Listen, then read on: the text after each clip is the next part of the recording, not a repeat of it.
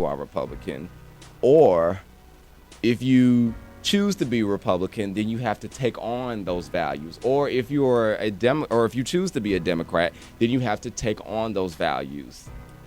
Which one is it? I don't think the party chooses us. I think we choose the party. Well, yeah, I would agree with Jason that any individual chooses the party. In my case, and in a lot of people that I know's case, when you start getting interested in the political process and how government works, you take the values that you were born with, that you have adapted to and evolved into, and that you've taken upon yourself, just regardless of political, spectrum. And then you take that into, all right, which one of these parties represents these, or at least the most of them. And for Democrats, we take our values of me personally, I'm okay with my tax dollars going to help someone who may need it. And I'm sure there a lot of people agree with that.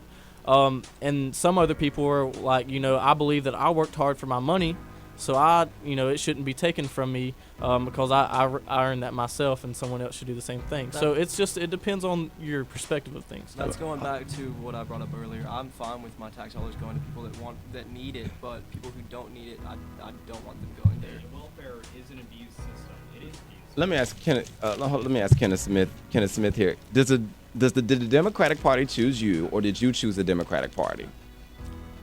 I chose it because, let me tell you, deep down, if most people talk to me, they would think I were Republican. But Why do you think they would think that? because, Jason sitting beside me thought I was Republican. It just goes back to the point where I don't align up with someone who doesn't support me. Really, I'm deep down, I probably am a Republican, but they don't support me. So why am I going to support somebody who's not going to have my best interests in? So that goes back to, why would I elect an official who's going to set me back, who's going to set so many things back, but yet you have the Republicans who say when Barack Obama's in office that he's setting them back. It's because he's a Democrat and they're Republican. So let me tell you this too. I know my mom's on disability. My mom says every day that she wishes that she could work.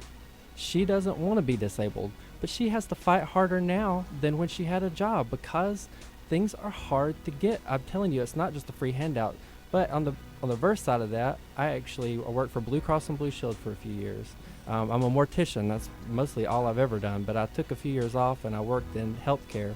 And I got put into a job where I was actually working in the hospital at St. Vincent's East. I can't tell you how many people came in there with their cell phones that were fine, but had so many minimum things that they had to meet each month. And you can think how mad that made me, that my mom was sitting at home having to fight for things. So when it comes to things like that, I can swing either way. I see that. I see, where the Republicans come as far as that goes. But it's touched me in a totally different way. My life is different. That's why I chose to be a Democrat. It's because they don't support who I am. So deep down, am I probably be red? Probably, but no, I'm not. I chose to be a Democrat because they're who has my back, I feel, and supports me the most. So that's why I chose to support them back, is because I know that that's a mutual thing here. I support them, they support me.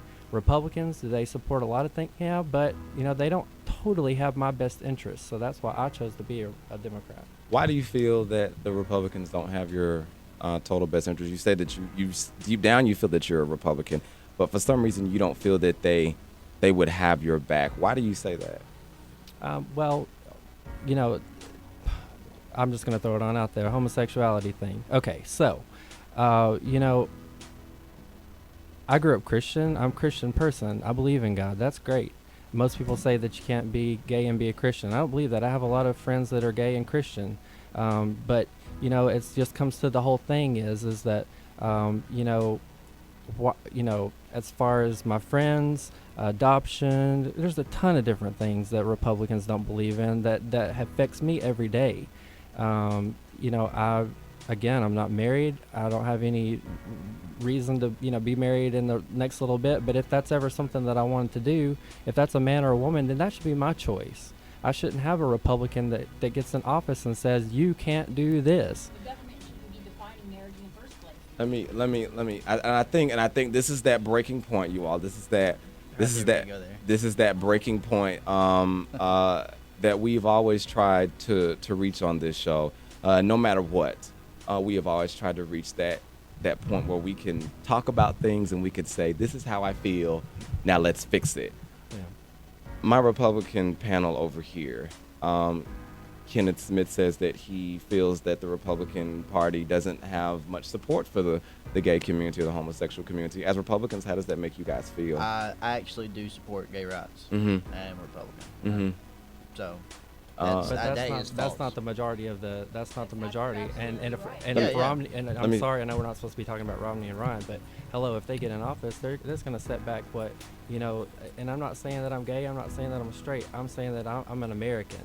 So that's what we need to and look it's your at. business. It's your And- right to be whatever, you know. Exactly, and I'm not coming out of the closet by saying those statements. I'm saying I just have a lot of gay friends. I have a lot of straight friends. I have two friends that were fighting for a child, who wanted to give that child a loving home, and they couldn't do that. Why? Because, I mean, I hate to say it, but we live in a Republican state, and those Republican people didn't have, they can't see that they would rather that child go to a loving home than it just be there taking up more of our money, more of our taxpayers' money. Anya, do you think that is a stereotype, or do you think that is in fact true? That is kind of the platform of the Republican Party, that they're not accepting of I think the general of overall the homosexual community. conception, the conception is, against the gays, homosexual, whatever you want to call it. They seem to be the Bible thumpers, the gun lovers, this, that, and the other. Me, myself, I vote Republican, but I am libertarian. I completely agree with you. I make my decisions based off of the law of the land, the Constitution. The Constitution doesn't grant the authority of the government to dictate any of those policies. So, ever since, we can go back to 1900, ever since actually 1914 and the Great Depression, we've just been on a downward spiral of just this big snowball of just taking the Constitution and turning it into this wad of dirt. When in actuality, the Constitution was meant for you to make your own decisions. If you don't agree with somebody else's marriage or whatever, then that's fine, keep it to yourself. But the federal government does not need to swing its hammer and make choices for its people. But it does. It absolutely does, and it shouldn't. I think now would be a great time to ask all of you, what can, and this is the subject, this is regardless of everything we've talked about on tonight's show, at Late Night with Edmore III, we always try to bring it back to a common ground. We always try to bring it back to healing and to compromise and to love and to embrace one another. How can Democrats and how can Republicans compromise? What can both sides do to be able to come together and make the United States of America great? I think it all boils down to what kind of people are running for office, and what kind of people are being supported who are running for office. There's a couple of top of ways that you can represent a constituency as an elected official. You can be a trustee. You can go into office and let the constituency just trust you to make the right decisions, or you can go in and be a delegate. You can go in and say, what does my constituency want? What is the majority opinion? How should I best represent their beliefs and take my beliefs out of the process? The And, American belief, if I interrupt. Yeah, and I believe that the delegate systems, someone who's an elected official who strives to be more of a delegate, they become more of a statesman. And no matter what happens in our democracy, our representative democracy, only an elected official or a group of elected officials who are majority statesmen rather than politicians are going to support the best policies. And that is how we're going to compromise, because politicians are what's clogging up the system. Politicians are focusing on the next election. I've got to have my base, I've got to have my Democratic base, or I've got to have my Republican base, so I cannot betray them, no matter what. Whereas a statesman will be like, yes, this is against the Republican grain, or yes, this is against my Democratic grain, but this is what my constituents want, and this is what's best for the district that I represent. So I'm going to support it regardless of what party. It basically comes down to elected officials supporting people over party. I think it really falls in the hands of the citizens of the United States, because right now we are so disengaged in what's going on in our government. You walk down the street, everybody knows who Justin Bieber is, everybody knows who Britney Spears and Jessica Simpson. You say those names, everybody knows exactly who they are, what they look like, and everything like that. But if you say Joe Biden, Paul Ryan, nobody knows who. Nobody knows what that is. We as a society need to inform ourselves of what's going on, and that way we can get the best people in there to represent us. I think because if we get the best people in there to represent us, then those are going to be the people that are going to be willing to work with each other and give us the best results. I think us as a society, we're just so stuck on, our pop culture and what's going on in what's going on in Hollywood, and we're not worried about what's going on in Washington, which is really sad, because what's going on in Washington affects our day-to-day lives a lot more than what's going on in Hollywood does. So I think it's our responsibility as voters to inform ourselves on the issues, what's going on, what do we believe in, because if not, it's all going to go down the drain, because we're just getting in the people that look good and the people that sound, yeah, he sounds really good, and you're not really actually getting into the details and getting into the issues and understanding what you're voting for. You're just voting on someone based on looks or appearance or, what they sound like. So I think that is the main thing that we can do as citizens and as voters to fix this issue.